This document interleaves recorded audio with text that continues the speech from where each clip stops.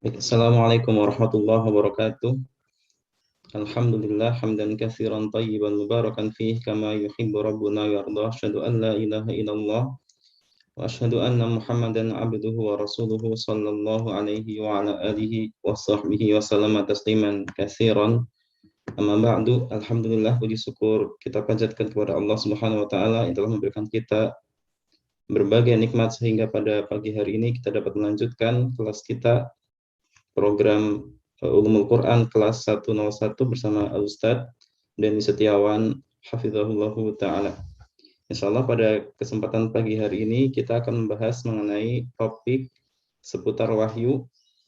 Setelah kita kemarin membahas beberapa hal yang terkait dengan pendahuluan dan ma'rifatul Quran. Alhamdulillah Ustadz Denny Setiawan telah hadir di tengah-tengah kita. Tapi sebelum itu seperti biasa, anak mau membacakan beberapa adab ya ketika di kajian ini. Yang pertama, kita berniat untuk menuntut ilmu secara ikhlas, mengharapkan wajah Allah Subhanahu wa taala, kemudian untuk diamalkan dan mendengarkan dengan sesama serta mencatat faedah yang Al-Ustadz nanti akan sampaikan ketika kajian berlangsung.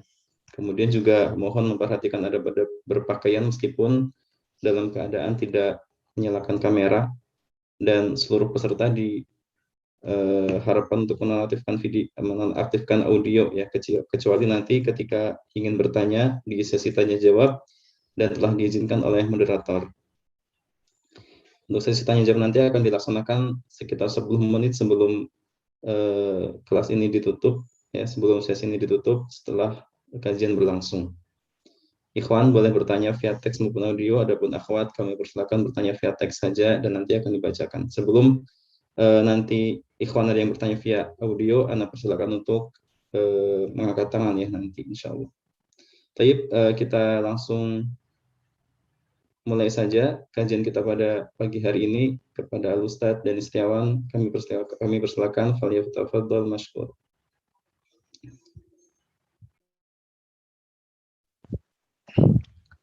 Baik. Bismillah. Assalamualaikum warahmatullahi wabarakatuh.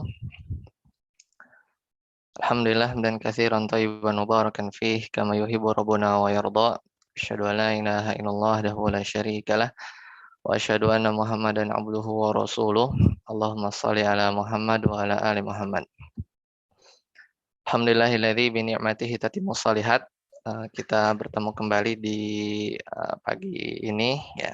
Mudah-mudahan kita senantiasa diberikan kemudahan dan mudah-mudahan kita senantiasa diberikan keikhlasan serta keistiqomahan ya. Dari sisi pembelajaran yang sudah sama-sama kita lewati beberapa pertemuan kemarin. Seperti biasa saya coba ini dulu ya, lihat dari kuis yang kemarin ya, beberapa respon mungkin ya. Nanti jadi mohon bantuannya untuk pertanyaan ya di post di thread-nya Google Classroom supaya terdata ya. Di sini kemarin ya dari pertemuan kedua ada satu saran ya, materinya cukup padat ya. Jadi di materi ketiga ini mudah-mudahan tidak terlalu banyak, kemudian ada yang belum paham tentang hadis qudsi, nanti kita coba lihat lagi ya di pertemuan ketiga ini. Ya, kemudian sekali lagi nanti pertanyaan bisa disampaikan di Google Classroom.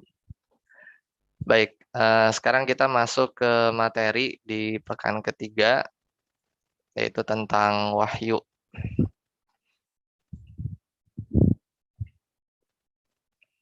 Sudah kelihatan ya, slide-nya? Sudah, Ustaz. Nah, kita lanjut ya. Jadi di pertemuan ketiga ini, sebagaimana rencana kita di tanggal 26 September, kita akan masuk di pembahasan tentang wahyu. Jadi ini pembahasan khusus di Ulumul Quran. Jadi ini masuk awal-awal ya. Jadi setelah kita mengenal tentang Al-Quran, baik itu dari sisi nama dan sifatnya kemarin, kemudian tentang keutamaan-keutamaan Al-Quran itu sendiri, maka kita coba rinci ya dari pembahasan tentang wahyu. Wahyu ini menjadi satu krusial dan menjadi juga titik serang ya dari orang-orang liberal ya ketika ingin menggoyangkan dari keimanan kita terhadap Al-Quran itu sendiri. Ya, mulai dari masalah wahyu itu turunnya seperti apa. Kemudian wahyu ini kan sebenarnya satu dimensi yang berbeda ya. Makanya di salah satu referensi kita ya di Rosat fi Ulumil Quran itu di awal-awal pembahasan wahyu itu dibahas ya hikmahnya itu diantaranya bahwa kita ini kan diri kita ini terdiri dari dua elemen ya, jasad dan ruh. Sedangkan jasad kita tahu ya, kita perlu makan ya, kita perlu makanan yang bergizi ya. Sedangkan ruh juga itu sesuatu yang hidup ya dan dia perlu gizi juga ya, perlu gizi juga.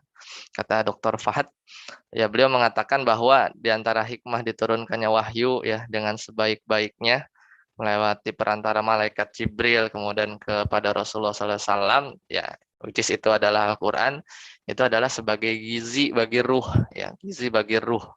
Makanya banyak ayat-ayat yang menyampaikan ketika kita membaca Al-Quran kemudian mengingat Allah dalam tanda petik ya kita mentadaburi, maka hati ini akan tatma'innul qulub ya, akan tenang ya, kemudian sakinah ya, itu diantara hikmahnya. Ya, adapun orang-orang yang mungkin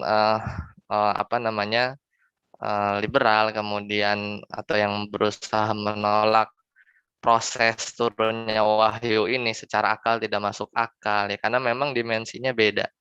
Kemudian nanti kita lihat tingkatan-tingkatan wahyu itu sendiri ya. Nanti kita coba lihat dan bagaimana Al-Quran itu turun sebagai wahyu dari Allah Subhanahu wa taala ya. Suaranya masih jelas, Ikhwan? Tadi ada internet unstable. Jelas ya? Jelas. Kalau ini anak switch ke yang lain dulu.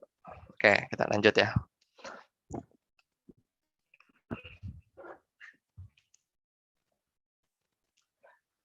Nah, selanjutnya ya, jadi kita sudah tiga ini ya, pertemuan ketiga tentang wahyu.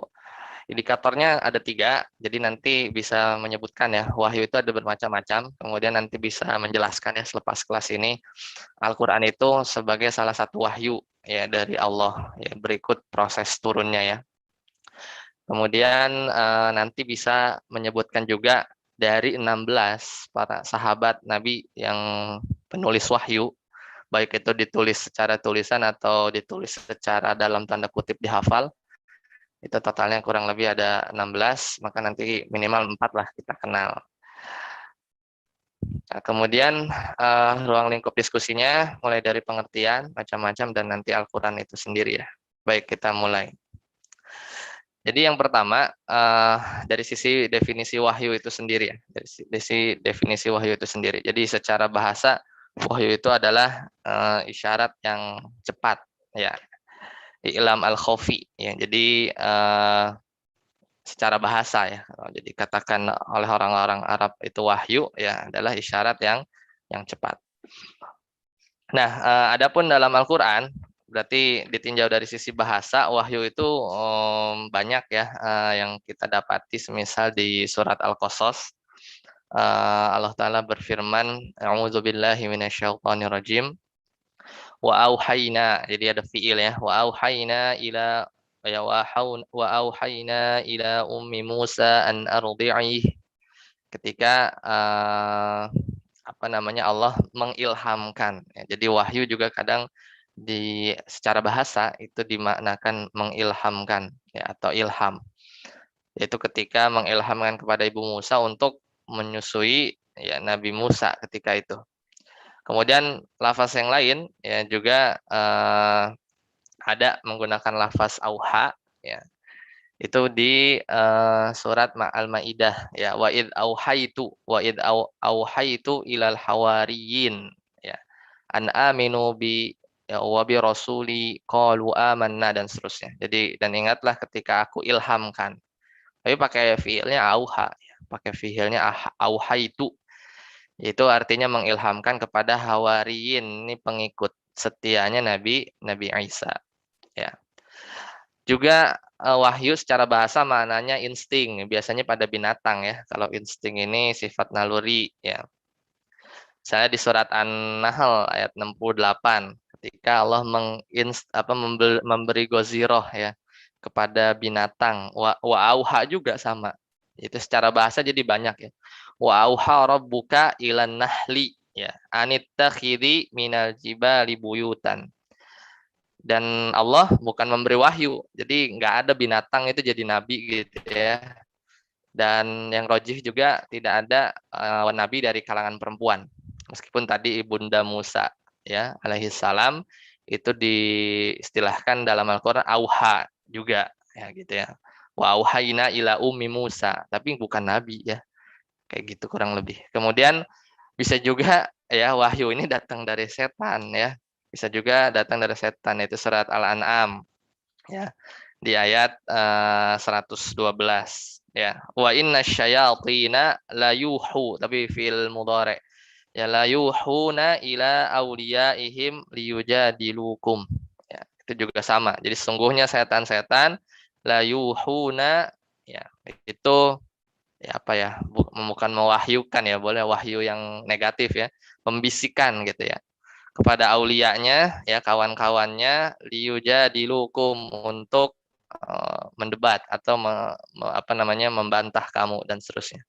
Teman-teman bisa lihat di Al-An'am fiil yang pakainya auha ya atau yuhu sama lah kurang lebih. Ya, atau di maknanya isyarat yang cepat. Nah, ini secara bahasa yang tadi kita pilih ya, yaitu isyarat yang cepat. Ini ada di surat Maryam ya, dan juga di surat Al-Anfal. Itu makna dari wahyu adalah isyarat yang cepat kepada Zakaria ya, kepada malaikat. Nah, kemudian dari sisi istilah, nah ini yang kita akan drill down lebih jauh, yaitu bahwasanya wahyu yang dimaksud ini adalah wahyu kenabian ya, wahyu kenabian. Oleh karena itu kenapa Khidir ya itu dikatakan nabi karena ya memang beliau dapat risalah ya, dapat wahyu ya. Jadi secara istilah maknanya adalah pemberitahuan Allah Azza wa Jalla kepada manusia ya, yang dipilihnya sebagai nabi, yang isinya itu ada hidayah ya. Dengan cara samar maksudnya ini tidak terlihat jelas ya dan cepat. Ini terlihat nanti ketika proses wahyu itu turun kepada Nabi Shallallahu Alaihi Wasallam. Nah itu secara ini ya, secara istilah yang akan kita bahas. Oleh karena itu nanti ada dua nih. Jadi wahyu pertama dari Allah ke malaikat, karena di beberapa kondisi wahyu itu lewat perantara, itu malaikatnya. Tapi di beberapa kondisi yang lain sih langsung, misal Nabi Musa gitu ya, misalnya Allah berbicara di balik hijab gitu ya. Maka ada dua ya. Nanti kita rinci satu persatu. Nah, adapun wahyu yang dari Allah ke malaikat ya, itu maka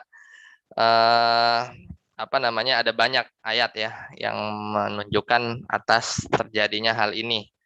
Yang paling gampang sih yang di juz amma ya, wal mudabbirati amra, kemudian fal muqassimati amra ya, surat Az-Zariyat. Atau memang Allah kabarkan ya di surat yang lain, di surat Al-Anfal, idh yuhi rabbuka ilal malaikati anni ma'akum. Sungguhnya ketika Rabb kalian mewahyukan kepada malaikat. Jadi memang ada. Jadi malaikat itu mendapat wahyu. Nah, yang lebih detail lagi terkait Al-Quran nanti adalah wahyu yang kepada para nabinya. Ini sebelum masih umum ya, selain Nabi Muhammad juga ya, para nabi juga mendapatkan wahyu dengan beberapa cara ya, dengan beberapa cara. Nah, kita lihat lagi, kita coba bahas yang wahyu kepada malaikat. Ya. Nah, di sini ada 3 pendapat, cuma nanti yang roji sebenarnya yang pertama ya, yang pertama. Jadi ada 3 pendapat ketika wahyu dari Allah turun ke malaikat itu. Pertama, yaitu Jibril misalnya alaihi salam menerima Al-Qur'an ya dari Allah melalui pendengaran dengan lafal khusus. Dan ini pendapat yang tepat ya, ini dipilih oleh Ahlussunnah wal Jamaah dan dikuatkan dari beberapa hadis.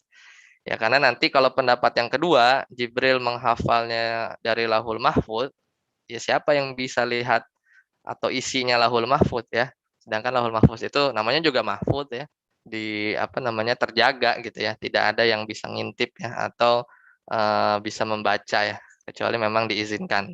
Tapi proses Allah ke malaikat Jibril itu memang disampaikan ya, menerima Al-Qur'an dari Allah dari pendengaran dengan lafal khususnya ya. Nah, adapun pendapat ketiga ya, jadi pendapat kedua nggak usah dianggap ya, pendapat kedua tidak usah dianggap. Nah, kalau pendapat ketiga yaitu mana Al-Qur'an disampaikan kepada Jibril dan lafal-lafaznya dari Jibril, nah ini atau dari Nabi Muhammad SAW. Nah, ini lebih cocok untuk mendefinisikan hadis ya, hadis Nabi. Karena nanti kalau hadis Nabi wahyu juga kan, ya hadis Nabi itu wahyu juga. Karena tidaklah Nabi itu berbicara dari wahyunya sendiri, berarti dari siapa? Dari hawa nafsunya sendiri. Berarti ya pilihan terakhirnya adalah dari wahyu. Ya, makanya nanti ketika penyampaian hadis as-sunnah, hadis-hadis nabawi, yaitu bisa dengan lafal dari Nabi Muhammad SAW. Nah, ini pendapat pertama yang dikuatkan. Ya. Jadi nanti supaya tidak tertukar ya antara Al-Qur'an dan hadis. Nah, adapun wahyu ya kepada nabi atau para rasul secara umum, maka ini perlu beberapa perincian. Jadi kalau berbicara tentang turunnya, ya maka nanti ada yang lewat perantara, ada yang tidak. Ya, ada yang lewat perantara, ada yang tidak. Jadi yang dengan perantara ya nanti lewat malaikat Jibril ya. Nanti bisa jadinya bentuk realnya itu terdengar oleh Nabi seperti suara, atau memang malaikat Jibril itu menjelma ya menjadi manusia ya yang indah ya bentuknya, kemudian atau memang menampakkan aslinya, wujud aslinya itu yang sayapnya itu begitu banyak ya sampai menutup ufuk barat sampai timur. Itu kalau dengan perantara. Tapi kalau tanpa perantara kadang bisa lewat mimpi ya, semisal kisahnya Nabi Ibrahim ya ingin menyembelih Ismail dan beberapa proses wahyu turun pada nabi yang lain, atau bicara langsung ya dan di balik hijab ya, misalnya Nabi Musa ya, Nabi Musa ya.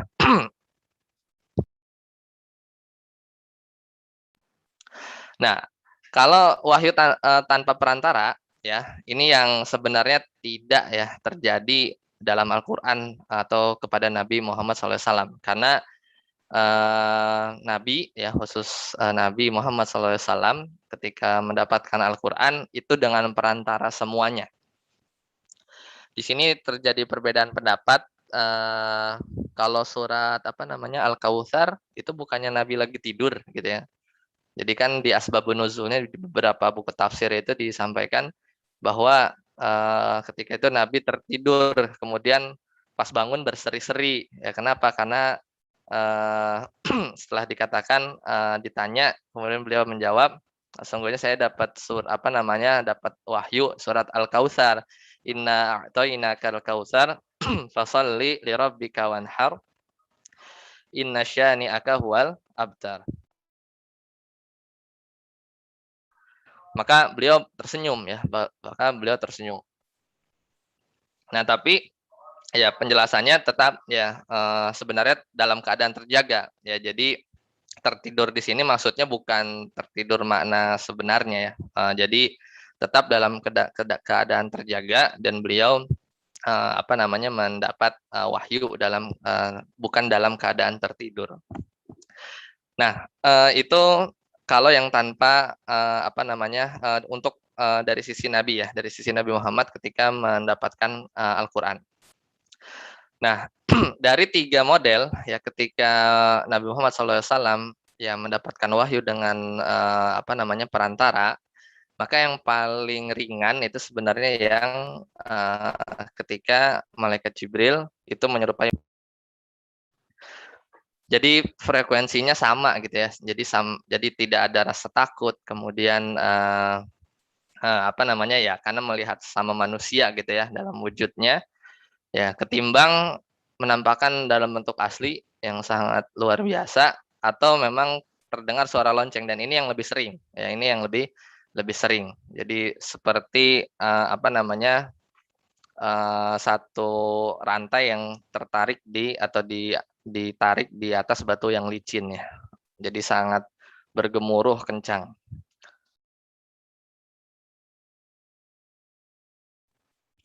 Nah, itu beberapa penjabaran ya terkait wahyu kepada Nabi dan Rasul.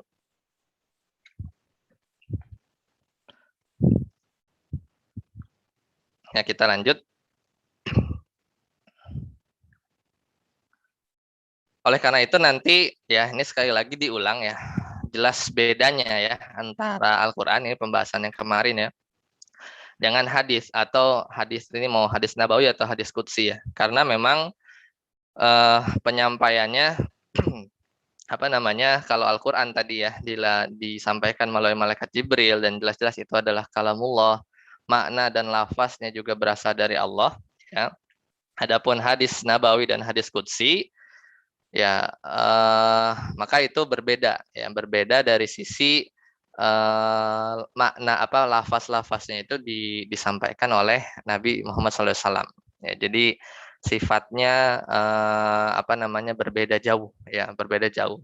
Jadi sisi riwayat juga sama ya, Al-Qur'an ini mutawatir, meskipun beberapa hadis juga ada yang mutawatir tapi umumnya ahad. Jadi ahad ini yang bisa kita judge dia adalah sahih ya, hasan atau doif ya, dengan diteliti oleh para ulama ahli hadis. Dan dari sisi ta'abudinya,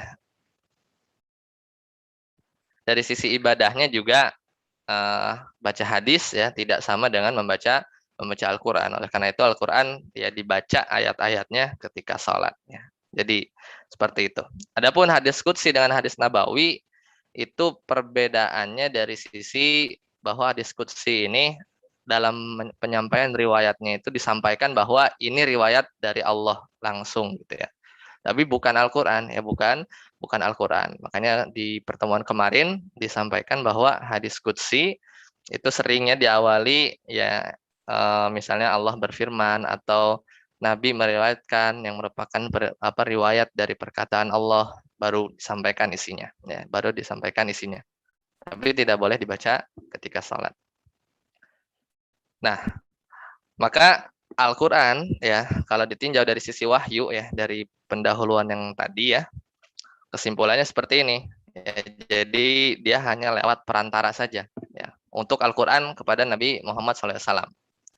Jadi lewat malaikat Jibril, kemudian Nabi dalam keadaan terjaga ya, meskipun ada satu surat yang tadi muncul diskusi ya, di surat Al-Kautsar tadi asbab nuzulnya, tapi yang sahih bahwa tetap Nabi itu tidak tertidur ketika itu. Dan Al-Qur'an ini ya kalamullah ya, kalamullah semuanya yang datang dari Allah, baik makna, lafaz, kata, bahkan nanti urutan ayat dan surat yang nanti kita akan bahas di pertemuan khusus ya.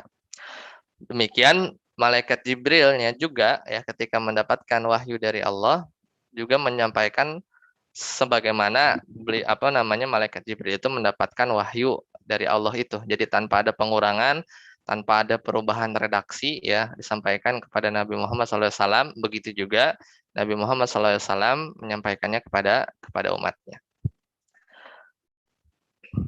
Nah, di sini ya setelah Nabi menyampaikan beberapa ayat ya dalam proses-proses turunnya wahyu, maka ada yang mengkip itu ya. Jadi dari para sahabat tentunya ya. Jadi baik itu ditulis ya, ketika itu media penulisan lumayan susah ya, kemudian beberapa banyaknya dihafal ya, karena hafalan-hafalan mereka itu kuat. Ya, jadi setidaknya ada 16 sahabat ya yang menulis wahyu ketika turun, baik itu pengumpulannya memang disuruh oleh Nabi ya.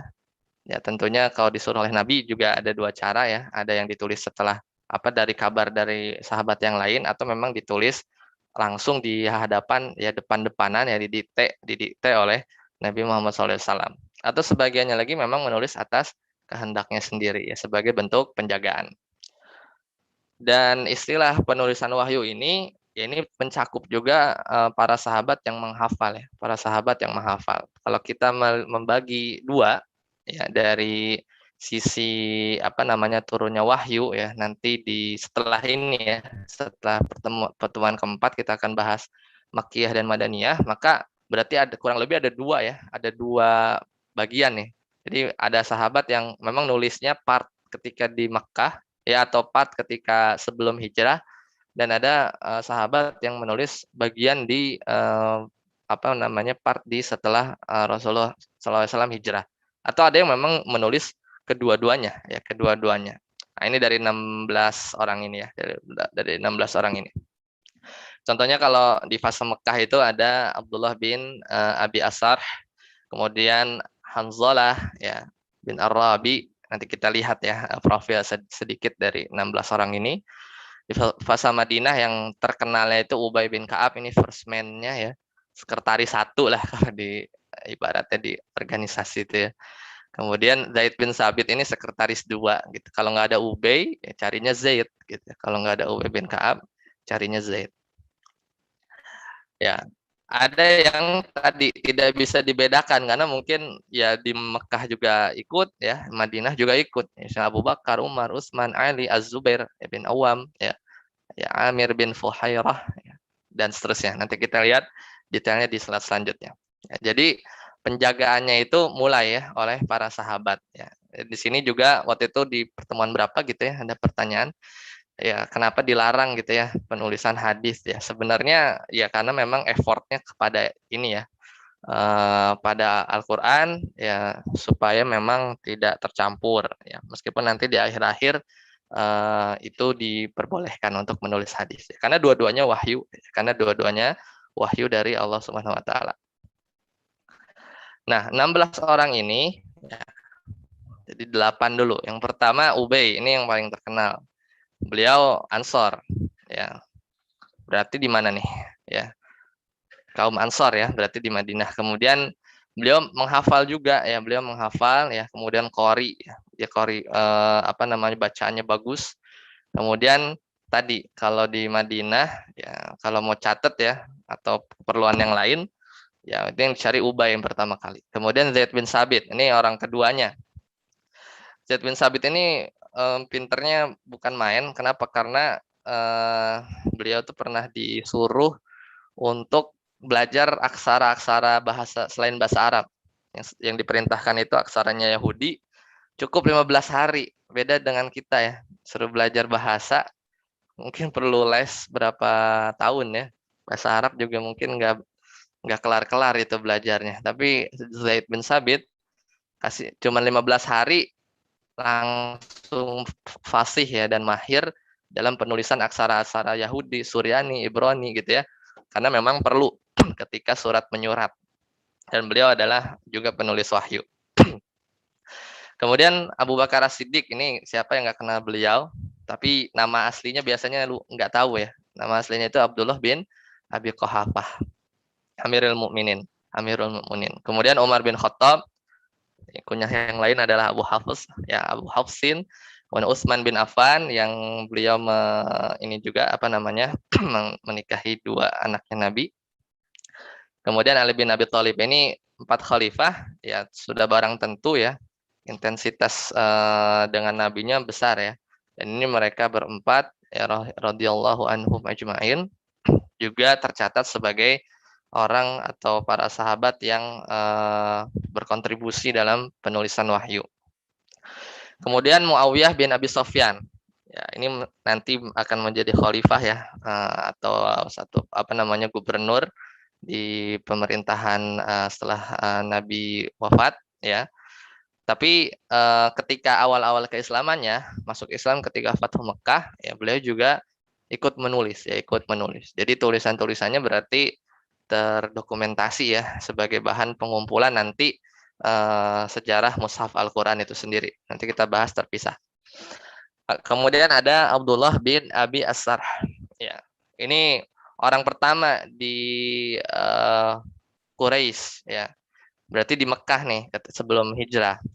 Meskipun nanti pas apa namanya di akhir-akhir hidupnya ya beliau berhasil menaklukkan Afrika Utara dan Sudan.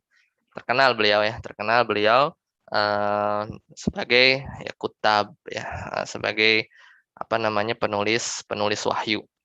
Berarti berapa nih? Ada 3, 8 ya. Kemudian 8 lagi ada Zubair bin Awam ya, Al-Awam. Ya, pujiannya diantaranya Nabi pernah bilang ya dalam satu hadis bahwa Zubair bin Awam ini hawari ya. Zubair bin Awam ini hawari. Tapi sayangnya di beberapa kondisi ya kalau teman-teman baca misalnya di syarah tafsir Kalimat Tauhid, Az-Zubair ini disembah ya jadi togut ya oleh kuburiyun. Ya, karena ya, orang-orang sufi itu menyembah kuburannya ya. Ketika datang dakwah Syekh Muhammad bin Abdul Wahab, ya akhirnya dibongkar ya, dibongkar. Jadi memang beliau sahabat yang mulia ya, karena beliau pernah bilang Nabi ya, Zubair hawari ya, dia adalah penolongku gitu ya, penolongku ya. Sama seperti Nabi Isa punya penolong ya, itu hawariyun ya. Kemudian Al-Mughirah bin Syu'bah ya, kemudian Hanzalah bin Ar-Rabi. Kalau dengar Hanzalah itu harus ingat ini apa kisahnya ketika ditanya Abu Bakar, "Kaifa haluk?" Gimana kabarnya Hanzalah gitu kan. Kemudian kata Hanzalah, "Nafaqah Hanzalah" gitu kan. Hanzalah sudah munafik. Oh, kenapa gitu kan Abu Bakar kaget.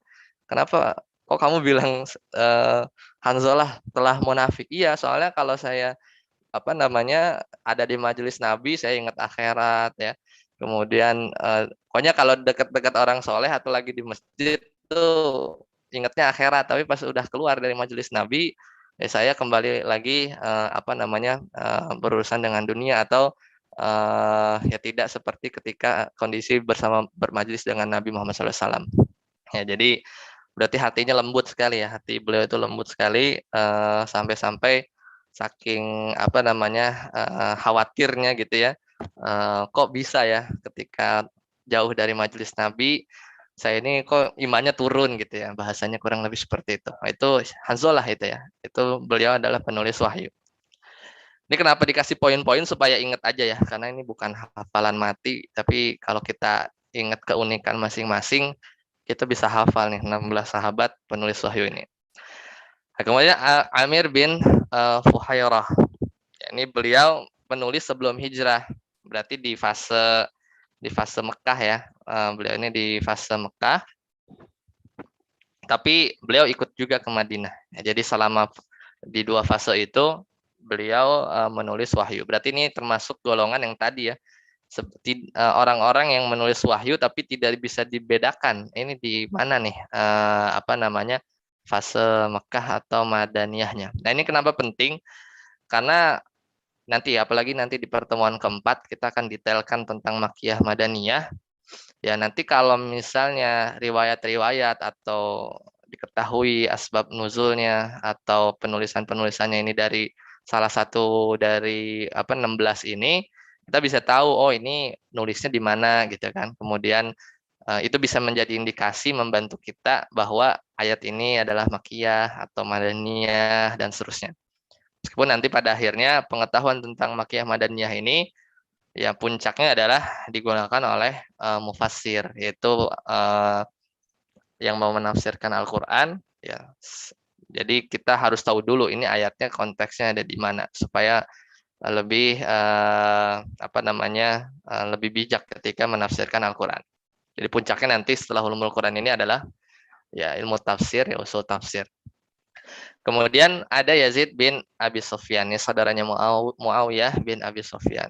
Ya, bin Abi Sufyan. Kemudian Khalid bin Walid. Siapa yang nggak kenal beliau? Beliau juga selain terkenal sebagai apa? Pedangnya Allah ya, Saifullah al-Maslul yang terhunus ya. Juga beliau penulis wahyu ya, penulis wahyu. Kemudian Amir bin Al-As ini terkenalnya sih di sirah-sirah ini ya, para sahabat di ketika membebaskan Mesir. Tapi beliau ini dulu yang pernah didoain oleh Nabi azab ya ketika masih belum Islam. Itu apa Nabi itu sampai berdoa ya kepada apa namanya beliau untuk ditimpakan azab ya kepada 3 orang. Nah, salah satu dari 3-nya itu adalah Amr bin Al-As. Akhirnya di apa namanya Nabi ditegur ya, turun ayat di surat Ali Imran kalau nggak salah. Laisa laka minal amri syai'un aw yatuba alaihim aw yu'adzibahum fa innahum zalimun. Jadi ditegur, jadi jangan doain orang untuk apa, doakan azab kepada orang lain gitu ya. Benar kan, karena ternyata dari 3 orang yang tadi paling nyusahin Nabi ya, paling gangguin Nabi ketika di fase Mekah, dan ternyata Amr bin Al-As, pada akhirnya beliau masuk Islam, kemudian jadi penulis wahyu lagi ya. Jadi ditegur ketika itu Nabi Muhammad SAW dengan ayat di surat Ali Imran, ya laisa laka minal amri syai'un, tidak ada sedikit campur tanganmu dalam urusan Allah ya, urusan hidayah itu urusan Allah. Au yatuba alaihim, atau Allah menerima tobat mereka, bisa jadi mereka menerima tobat ya Pak, Allah menerima tobat mereka. Benar, satu dari 3 ini ya masuk Islam jadi penulis wahyu. Au yu'adzibahum fa innahum zalimun, atau Allah mengazab mereka ya karena sesungguhnya mereka orang-orang yang zalim. Ya, jadi kita nggak tahu ya hidayah ke depan ya ketika itu. Akhirnya bahkan satu dari 3 ini jadi penulis wahyu, itu Amr bin Al-As. Kemudian terakhir Thabit bin Qais. Nah, ini julukannya itu oratornya Nabi ya. Karena memang pintar ngomong ya, dijuluki Khotibun Nabi ya, semasa beliau hidup ya. Jadi jubir lah bahasa kitanya tuh, jadi jubirnya Nabi SAW. Nah lanjut ya, jadi ini 16 sahabat. Nah nulisnya gimana? Nah nanti ini kita bahas di detail, ini intermezzo aja ya awalan ya. Jadi ya tulisannya begini gitu ya, kurang lebih gitu ya, enggak gimana bacanya ya. Kemudian nggak ada harokat gitu ya. Kemudian ada nuktoh itu yang titik-titik merah itu bantu ya. Dulu nanti ini rosem ya, ini rosem. Kemudian nanti bukan apa namanya, awal-awal ini nanti rosem itu dibakukan di yang nanti kita sebut rosem Utsmani, yang itu sifatnya wahyu ya. Memang turunnya seperti itu. Ya asal-usulnya dari ini. Kemudian adapun dobet waktu itu saya sampaikan bahwa itu ijtihadi ya. Mulai dari hamzahnya, kemudian harokatnya ya, kemudian apa namanya sukunnya ya, dan yang lainnya ya. Jadi yang makin rame itu ya, itu adalah dobet, dan dobet ini ada beberapa madhab ya. Ya jadi kalau pakai font yang sekarang misalnya di surat apa nih, surat Al-Baqarah ya, ya kurang lebih begini ya. Dulu masih gundul gitu ya. Ini apa nih bacanya? Kaifa takfuruna billahi wa kuntum amwata. Ya, kan siapa tahu ya ini amwat. Ya, makanya kalau nggak ada dobet itu kita nggak bisa bedain ulaika dengan ilaihi ya. Ulaika ilaika ya. Ulaika dengan ulaika ya, apa isim isyarah. Kemudian dengan ilaika itu kita nggak bisa bedakan. Ilaika jar majrur ya, ila dan domir. Atau mi'ah 100 dengan minhu itu nggak kelihatan ya. Ini kaifa takfuruna billahi wa kuntum amwata ya. Kemudian fa'ahyakum summa yumitukum ya. Kalau hafal sih bisa bacanya. Ya makanya para sahabat tulisan apapun bisa baca karena mereka hafal juga ya. Yumitukum summa yumitukum summa yuhyikum summa ilaihi turjaun. Kemudian dikasih titik di yang bawah ya, udah kelihatan nih. Supaya nggak ketuker antara nun, ba, ta ya. Kaifa takfuruna billahi wa kuntum dan seterusnya. Ya, jadi sudah mulai dikasih titik. Ya, oleh karena itu bahwa penulisan wahyu ini menjadi krusial ya. Makanya nanti di pembahasan tentang sejarah nanti kita lihat bagaimana wahyu ini dikumpulkan ya, dikodifikasi bahasanya. Itu dari dua cara yang harus ada, yaitu harus ada tulisannya yang dari orang yang istiqoh ya, dari para penulis tadi, dan juga orang yang menghafal ya. Jadi harus dua-duanya ada. Jadi logiknya itu dua-duanya ada, baru di approve ya, baru dimasukkan sebagai Al-Qur'an gitu ya. Dan itu juga salah satu cara proses nasikh dan mansukh. Jadi ketika banyaknya itu ya, banyak yang menghafal, banyak yang menulis, tapi pas dikodifikasi memang Allah takdirkan mau menghapus ayat, ya Allah hilangkan saja dari hafalan para sahabat gitu ya. Atau memang bisa jadi tulisannya nggak diketemuin gitu ya, akhirnya nggak masuk ya. Akhirnya nggak masuk. Itu masih bisa ya, itu masih bisa terjadi ketika Nabi Muhammad SAW masih hidup, jadi wahyu masih turun gitu ya. Karena nanti kan di babnya tersendiri nanti kita bahas lebih detail nasikh mansukh itu ada hukum-hukum yang masih tetap ada, misalnya rajam, tapi ayatnya udah nggak ada ya, ayatnya sudah tidak ada ya. Tapi dulu masih ada yang hafal, uniknya masih ada yang hafal, tapi kita nggak akan ketemu di Al-Quran ya. Seperti di qiraatnya Abdullah bin Abbas atau Abdul Mas'ud kalau tidak keliru. Nah, karena sulitnya ya, rapihnya penjagaan tentang wahyu ini ya, dengan memang jaminan dari Allah ya, dan ini intermezzo nanti ketika masuk di pembahasan ijaz Al-Qur'an, ya Allah ini kan mendatangkan beberapa tantangan. Ya, disuruh buat Al-Qur'an berat ini, surat Al-Isra ayat 88, bimitsli hadzal Qur'an. Turun lagi tantangannya bi asyri suwari mithlih. Ya, surat Hud ayat 13. Turun lagi bisurah saja. Ini juga tidak bisa ya, tidak mampu membuat yang semisalnya. Tapi ada effort ya, yang mau menjawab tantangan ini. Tapi jadinya lucu ya, semisal nabi palsu tuh ya. Al-Qur'annya Musailamah. Nah, kalau baca Musailamah salah ya, yang benar itu Musailimah. Yang benar itu bacanya Musailimah. Sebagian ulama bilang ini nabi palsu ya, nabi palsu yang terkenal dan pengikutnya banyak, dan murtadnya juga, yang orang-orang yang murtad juga banyak yang mengikuti mereka ya. Sebagian ulama bilang terkait nama orang ini ya, barang siapa yang mengatakan siapa yang menyebut namanya Musailamah ya, maka dia lebih kadzab daripada Musailimah. Jadi jangan sampai salah, yang benar itu adalah bikasril lam ya, dengan kasroh lamnya, Musailimah. Nah, ditemukan percobaannya ya, bikin satu surat, karena tantangan terakhir itu bikin satu surat ya, al-filu malfil ya. Ini mau ngambil sajaknya ya, mirip gitu kan, ada ritmenya, wa ma adraka malfil gitu. Lahu dzanbun wabil ya, gajah, apa itu gajah gitu kan ya, dan dia punya ekor ya, wabil yang jelek ya, kemudian dia punya belalai yang panjang ya. Ini lebih tepat buat anak TK ya. Kemudian ya difda ya, wahai kodok ya, dia mau ngambil surat nunnya ya, huruf nunnya di akhir ya. Bergumurulah suara engkau ya, kemudian sebagianmu di air, sebagianmu di darat, itu maksudnya amfibi gitu ya. Ya kurang lebih seperti itu, yang akhirnya ini bukan, jadi ada yang bikin satu surat, enggak ya, tidak sama ya hal-hal yang ini dengan Al-Qur'an ya, dari sisi makna ataupun dari susunan kata ya, dari susunan makna atau susunan kata ya. Jadi itu akan menjadi mukjizat sampai akhir zaman ya, bahwa Al-Qur'an ini tidak ada yang bisa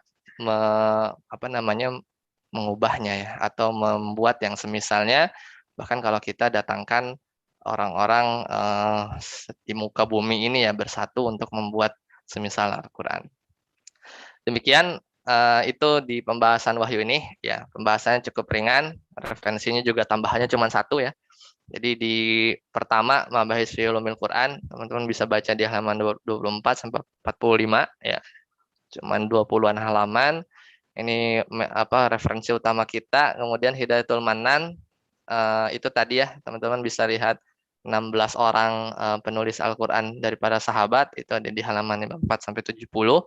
Jadi kita sudah mulai masuk di menggunakan buku yang kedua.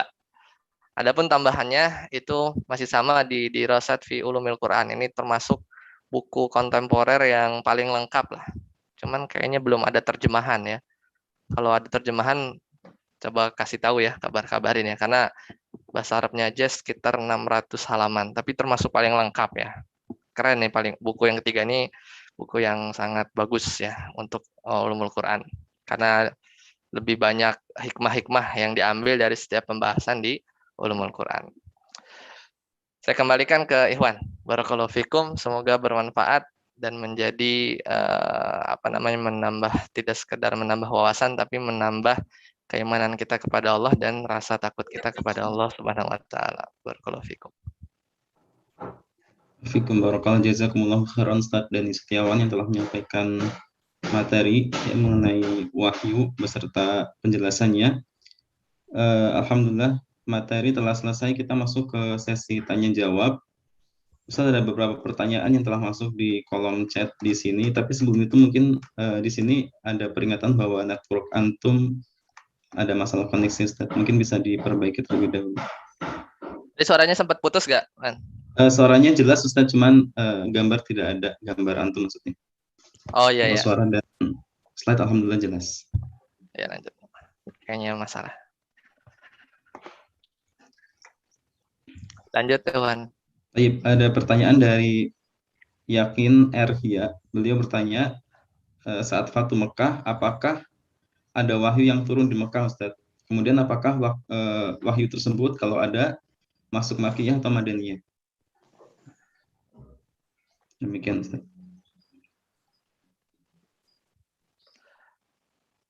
Baik. Itu di chat ya tadi ya pertanyaannya. Baca. Iya, ada di chat, Ustaz. Jadi saat Fatu Mekah ya, saat Fatu Mekah adakah wahyu yang turun di Mekah?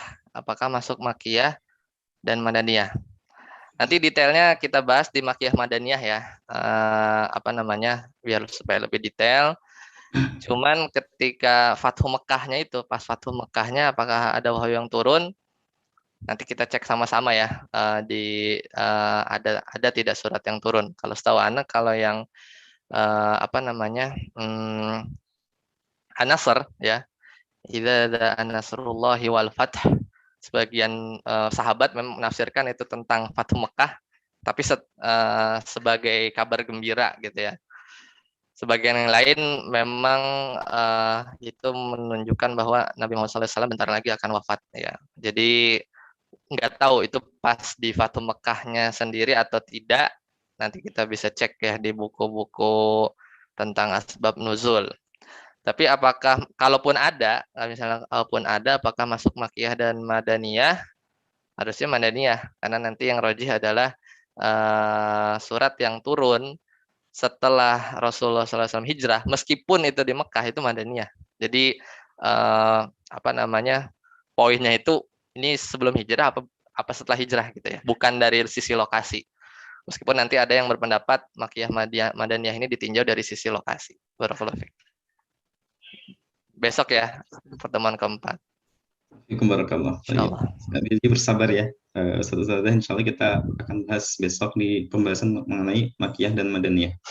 Kemudian ada pertanyaan dari Ustadz Lutfiat Hardi.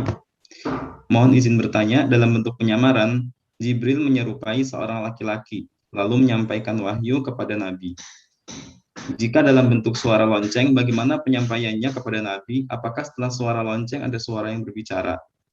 Kemudian jika hadis qudsi adalah perkataan Allah, namun redaksi dari Nabi, berarti tidak semua perkataan Allah termasuk ke dalam Al-Quran. Apa syarat-syarat perkataan Allah yang ditulis dalam Al-Quran? Demikian, Ustaz. Nah, Barakallahu fiik. Pertanyaannya bagus. Jadi ketika ada suara lonceng ya, itu yang didengar Nabi ya. Itu yang didengar Nabi, dimensinya sebenarnya kalau di dirasat film Al-Qur'an adalah para sahabat itu nggak dengar gitu. Maksudnya para sahabat itu tidak minta mendengar. Tapi setelah itu gambaran saking beratnya ya. Setelah itu baru seperti biasa apa namanya lafaz ya. Jadi yang didengar suara Jibril mentalkin ya bacaan-bacaan dari Al-Qur'an ketika wahyu itu turun. Nah, kemudian tadi hadis qudsi perkataan Allah berarti tidak semua perkataan Allah termasuk dalam Al-Qur'an. Betul. Jadi kalamullah itu kemarin di pertemuan berapa awal ya. Kalau pohon jadi pena, laut jadi tinta itu nggak bisa menulis semua kalamullah. Jadi memang Al-Qur'an ini sebagian dari kalamullah. Kalamullah ini sifat yang sangat besar. Karena kalamullah ini sifat Allah, Allah ini zat yang maha mulia, makanya Al-Qur'an sendiri aja namanya udah banyak kan. Ada sampai 100 maksimum yang bisa dicari. Nah, apakah syarat-syarat perkataan Allah yang ditulis dalam Al-Qur'an ya yang lewat malaikat Jibril dan lanjut lagi ke Nabi Muhammad SAW. Jadi dan Nabi menyatakannya itu adalah ayat ya, itu adalah ayat Al-Qur'an gitu. Karena kalau misalnya bukan Al-Qur'an, Nabi Muhammad akan kasih tahu ya, akan kasih tahu. Nah, nanti ini harus kita detailkan, kita cari kesempatan mungkin di bagian mana ya kalau misalnya di sini. Nanti di ini ya di tentang urutan ayat ya, urutan ayat karena dan surat ini menarik kan. Jadi ngurutin kan ini ya scatter kan nggak dari Al-Fatihah kan mulai turunnya itu dari Iqra. Kemudian bisa diurutin kayak sekarang itu seperti apa. Nah, itu ada intervensi dalam tanda kutip dari Nabi Muhammad SAW, tapi itu atas bimbingan wahyu juga. Ya, makanya nanti ini syarat-syarat menjadi Al-Qur'an itu nanti cocoknya di situ ya. Atau sejarah mushaf lah. Nanti kan di sejarah mushafnya itu juga di ini lagi hati-hati banget tuh. Abu Bakar itu kan cita-citanya pengen ini ya mengumpulkan, tapi kan kayak para sahabat tuh berat tuh 16 orang tadi itu kayak aduh ini pekerjaan bukan sembarangan ini kan ngumpulin gitu mengkodifikasi. Tentu di situ nanti ada syarat-syaratnya, jangan sampai nanti yang masuk ke Al-Qur'an itu adalah misalnya hadis qudsi gitu tiba-tiba masuk gitu ya atau perkataan Nabi ya. Nah, itu tapi nggak mungkin sih. Itu kalau jawaban cepatnya sebenarnya nggak mungkin ya karena memang Allah akan jaga. Cuman secara teknisnya ya nanti di sejarah mushaf ya atau ketika mengurutkan ayat akan terlihat. Jadi di situ ada syarat-syaratnya yang akan kita bahas insya Allah. Barakallahu fiik. Fikum barakallah. Jazakumullah khairan atas jawabannya dan ternyata memang teman-teman kita di sini ikhwan dan akhwat para ustadzah ini sangat bersemangat Ustadz untuk mengikuti kelas ini. Jadi mohon bersabar dan tetap istiqomah sampai waktunya nanti insya Allah akan dibahas lebih lanjut. Ya, kemudian ada pertanyaan. Ana istiqomah juga nih bikin slide-nya ya. Nah, Ustadz, amin. Ada pertanyaan dari Ustadzah Indriani. Beliau bertanya, mohon izin bertanya Ustadz, Al-Quran diturunkan kepada Nabi Muhammad SAW melalui malaikat Jibril alaihissalam sebagai petunjuk bagi umatnya. Selain umat Islam, apakah umat lain selain Muslim juga termasuk umat Nabi Muhammad SAW? Demikian Ustaz pertanyaan. Nah, barakallahu fiik. Jadi karena terakhir ya, karena dia turun terakhir, dia sebagai pelengkap ya, dan semua isi yang ada di Taurat, kemudian Zabur, ya Injil dan yang lainnya itu ada ya. Dan ini jadi bahan ini juga sih, jadi bahan ejekan juga tuduhan kepada Nabi bahwa beliau itu belajar. Salah satunya itu yang terkenal katanya Nabi itu belajar ejekan mereka nih ya kepada tukang tukang pandai besi gitu ya. Karena dari situ dia belajar tahu dan macam-macam. Karena jadi kalau kita bagi ya, maksudnya kalau kita lihat dari Al-Qur'an itu sendiri kan ada kabar masa lampau, ada kisah-kisah yang susah itu sebenarnya yang kabar masa depan, yang sesuatu yang gaib. Jadi di bagian itu mereka sulit untuk menafikan bahwa Nabi Muhammad SAW ini benar-benar dapat wahyu. Karena kan kuncinya itu ketika mereka berhasil bahwa Nabi Muhammad SAW ini tidak mendapat wahyu, karena prosesnya itu kan menjadi tanda tanya ya. Padahal bukan sesuatu yang aneh. Di nabi-nabi mereka juga dulu pernah turun wahyu gitu ya. Apalagi ejekan orang-orang Yahudi ya. Padahal nabi mereka juga dulu dengan dapat wahyu. Kok heran sih ketika Nabi Muhammad SAW bilang saya dapat wahyu itu, kok kalian malah heran dan mengejek-ngejek dan bilang bahwa Nabi Muhammad ini tukang sihir atau orang gila dan yang lain. Jadi ini petunjuk bagi umum, bagi semua umatnya sampai akhir zaman.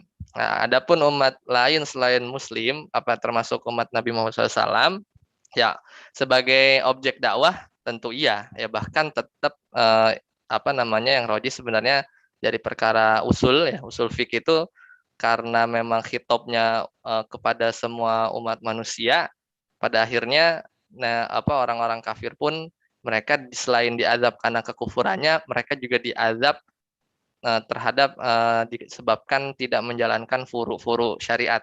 Ya, jadi pertama diazab karena kufur, itu mainnya, utamanya, tapi juga diazab karena nggak sholat, karena nggak puasa, karena nggak yang lain, which is itu ada dalam Al-Quran ya, perintah-perintahnya. Seperti itu. Jadi jawabannya termasuk Al-Quran ini turun untuk mereka. Nah, referensi yang bagus untuk menjawab ini bisa merujuk ke bukunya Ustadz Firanda ya, yang syarah Rukun Iman, ada 2 jilid. Coba baca jilid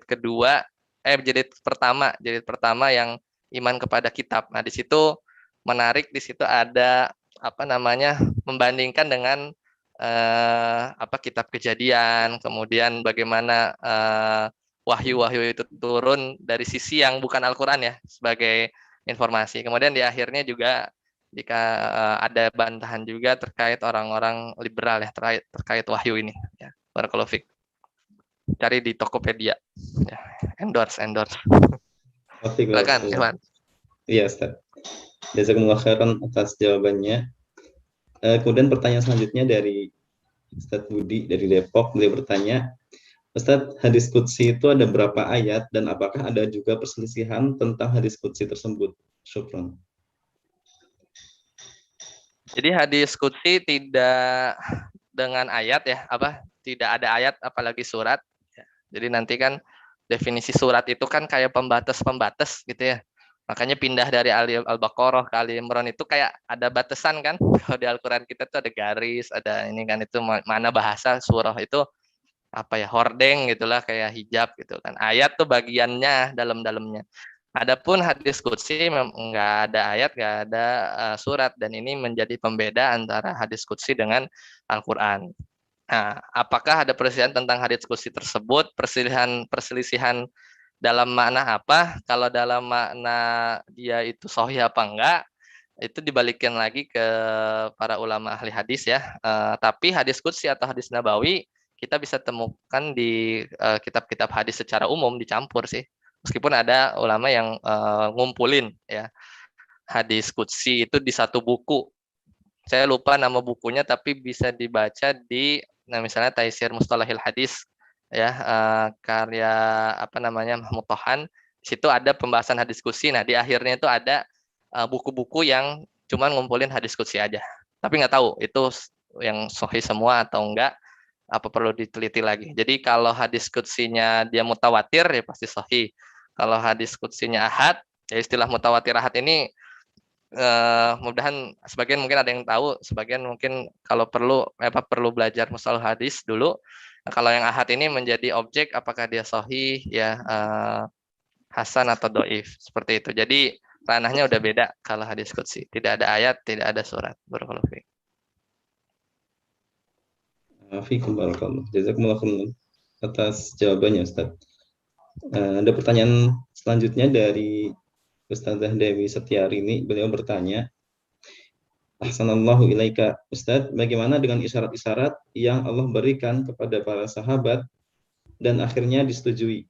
Misalnya Umar radhiyallahu anhu, seperti itu Ustaz. Apakah masuk wahyu dalam makna luas yang Ustaz tadi bawakan atau sampaikan, semisal masalah adzan atau hijab? Jazakumullah khairan. Kemudian kalau karomah itu apa Ustaz? Seperti itu. Barakallahu fikum atas pertanyaannya. Jadi isyarat yang Allah berikan kepada para sahabat. Oh, kepada para sahabat ya. Jadi isyarat yang Allah berikan kepada para sahabat dan akhirnya disetujui oleh Nabi ya, maksudnya kalau setujui Nabi maka itu takrir ya, masuk ke hadis ya, definisi hadis, Nabi nggak komen gitu ya, tapi memang masih dalam proses turunnya wahyu ya, masih dalam fase Nabi Muhammad SAW hidup, which is itu wahyu masih turun. Jadi kalau nggak diapa-apain gitu, itu termasuk wahyu dari Allah. Tapi apakah Al-Quran atau bukan ya dilihat. Kalau umumnya sih harusnya hadis saja ya, karena itu masuk dalam definisi hadis. Apakah masuk wahyu dalam makna luas? Iya, karena kan Nabi nggak berbicara atau perbuatan Nabi itu ya tidak keluar dari hawa nafsu beliau. Tapi apakah itu Al-Quran ya perlu diteliti. Ya biasanya sih hadis antara dua itu.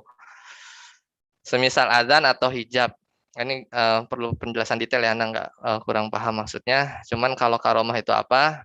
Coba tanyakan Ustadz yang lain ya. Barakallahu fiik. Lanjut. Kemudian pertanyaan dari Ustadz Joni Andersen, ini mengenai urutan surat juga Ustadz. Bismillah Ustadz, apakah Al-Quran di Lauhul Mahfuz itu sudah tersusun rapi dari Al-Fatihah sampai An-Nas? Dan bagaimana sahabat-sahabat bisa menulis wahyu berurutan dari Al-Fatihah hingga An-Nas?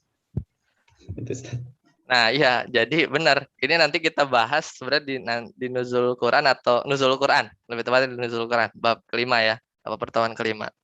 Jadi Al-Quran itu dari Lauhul Mahfuz itu turun dulu semuanya lengkap. Sebenarnya di bab kelima nih, lengkap di langit pertama. Ini udah rapih tuh, udah rapih.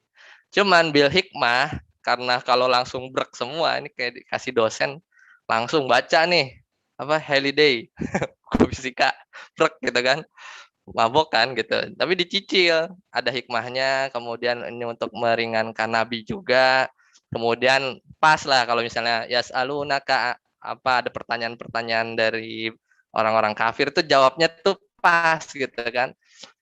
Dan ini juga sebagai ini ya, jawaban juga dari syubhat mereka.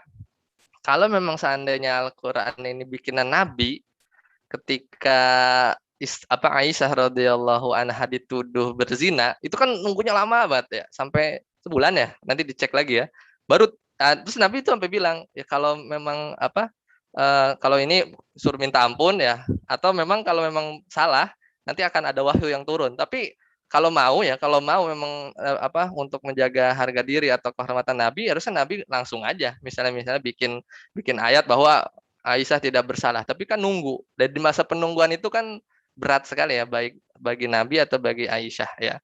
Jadi ada waktunya nanti gitu kan. Apa maksudnya, dalam artian ada ayat per ayat itu turun pada waktu dan kondisi yang tepat ya. Nah, makanya nanti bisa diurutin ya, karena di sananya udah lengkap.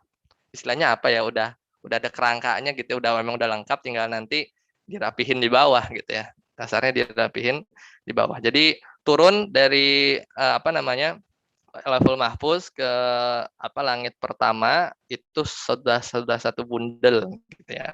Bentuknya kita nggak tahu. Nah, dari situlah malaikat Jibril sampaikan lagi ke Nabi Muhammad SAW.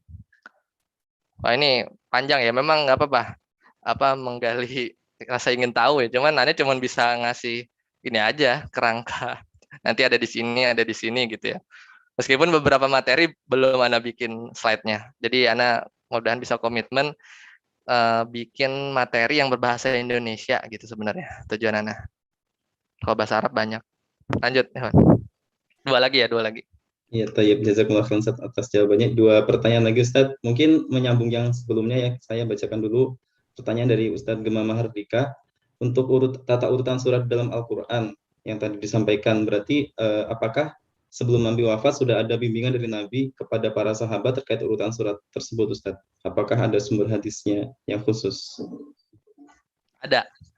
Jadi ini letakkan ayat ini, letakkan surat ini, setelah surat ini ada guideline-nya. Ada guideline-nya.